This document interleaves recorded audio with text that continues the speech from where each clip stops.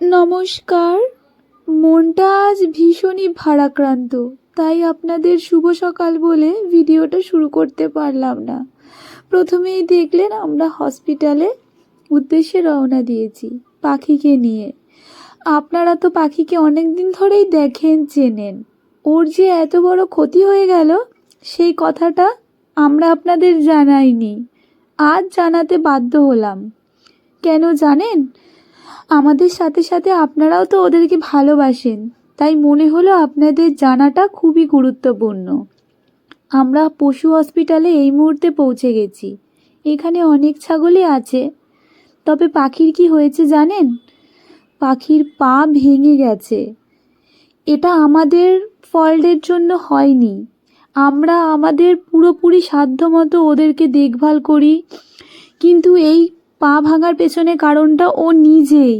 কিভাবে জানেন? ও দৌড়াদৌড়ি করতে গিয়ে গ্যাস সিলিন্ডারের ওপরে উঠে গিয়েছিল। ওখান থেকে নামার সময় পা ব্যান্ড হয়ে যায়, তারপরেই পাটা ভেঙে যায়।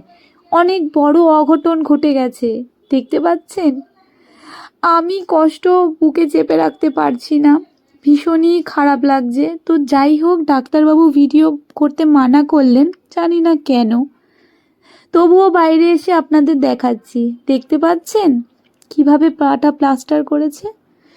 ওর এই কষ্ট দেখে আমার ভিতরটা মনে মনে আমি অনেক ভেঙে পড়েছি, তাই ভিডিও আর দিইনি। আজ মনে হলো আপনাদের সাথে শেয়ার করি। ও না ভীষণ কাঁদছে, ডাকছে।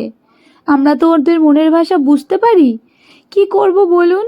এর থেকে ভালো উপায় আর আমাদের জানা ছিল না যে হসপিটালে নিয়ে আসা ছাড়া, তাই তড়িঘড়ি হসপিটালে নিয়ে চলে আসি। আজকের ভিডিওটা এই পর্যন্তই থাক। দুঃখের সাথে বললাম, নেক্সট ভিডিওতে আবার